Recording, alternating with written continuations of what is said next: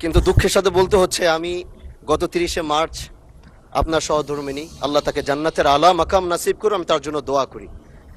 তিনার জানাজায় আমি এসেছিলাম এবং উপস্থিত হয়েছিলাম। দক্ষিণ প্লাজা থেকে যখন আমি ভিতরে ঢুকবো, একদম কাছাকাছি পিছন থেকে কেউ একজন আমাকে সম্বোধন করছিল, ওই যে জঙ্গি এমপি যাচ্ছে।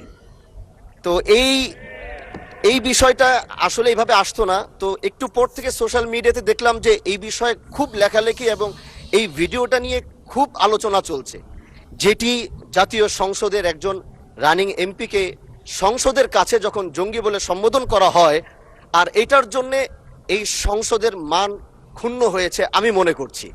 এজন্য আমি আপনার কাছে একটি অনুরোধ করব, আমাকে জঙ্গি বলার কারণটা আমি যতটুকু মনে করলাম যে আমার মাথায় একটি পাগড়ি রয়েছে এবং আমার চলায় সাদা পাঞ্জাবি সুন্নতে রাসূল রয়েছে, এটার জন্য হয়তো তিনি আমাকে ওইভাবে জঙ্গি বলে সম্বোধন সে আমাকে করেছে। আমি মনে করি আল্লাহ নবীর সুন্নত এবং এই পোশাক কোনোদিন জঙ্গির অ্যাসেম্বল হতে পারে না।